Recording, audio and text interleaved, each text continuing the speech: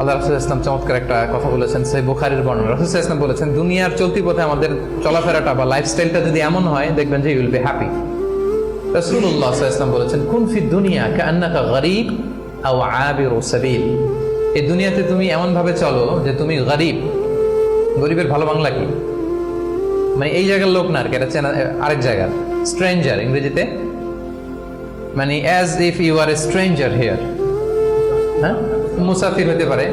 ওই যে আবিরু সাবিল বলছে, ওইখানে আসলে মুসাফিরটা চলে আসার জন্য আমি ডিফারেন্সিয়েট করতেছি যে গরীব একটা আর আবিরু সাবিল আর একটা। এরকম স্ট্রেঞ্জারের মতো অথবা ট্রাভেলারের মতো লাইফ লিড করো। দেখেন, হাদিসটা খেয়াল করে শুনতে হবে, তাহলে বুঝতে পারবেন অন্তর্নিহিত যে উদ্দেশ্যটা। এই দুনিয়াতে এমন ভাবে চলো as if you are a stranger in this দুনিয়া or you are a traveller. আচ্ছা, এবার আমাকে উত্তর দেন। লেটস সে আপনার পেনাঙ্গে যাইতে হবে। পেনাঙ্গের ফ্লাইট ধরেন যে কেএলআই 2 থেকে 2টায়, দুপুর 2টায়, যে শোনেন যে 3 ঘন্টা ডিলে। কয় ঘন্টা? তা এখন 3 ঘন্টা যেহেতু ডিলে, তাহলে একটা ইজি চেয়ার কিনে নেই এয়ারপোর্টে, কি বলেন?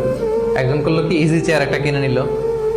এয়ারপোর্ট ধরেন যে অনেক খাবার দাবার ওখানে কিনে নিল, এরপর ওখানে একটা এটা কিনলো সেটা কিনলো, মানে ওখানে একটা খাট কিনে নিল, এটা কিনে নিল। বিশাল এয়ারপোর্টের মধ্যে সে বিশাল আয়োজন করতেছে 3 ঘন্টা এনজয় করার জন্য।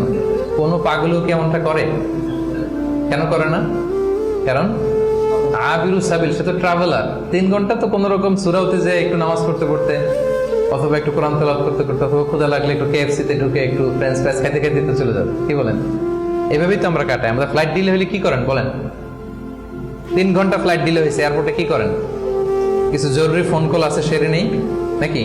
এই পৃথিবীতে কত বন্ধুর কত আবদার রক্ষা করলেন, পরম বন্ধু মহান আল্লাহ পাকের কোন আবদার রক্ষা করলেন না। সামান্যটুকু উপকার যে করছে তারে কতবার থ্যাংক ইউ দিলেন। 24 ঘন্টা যিনি লালন পালন করছে তারে একবারও সেজদা দিলেন না। এই নাফরমান, তুই এত বড় গাদ্দার কেমনে হইলি বেটা?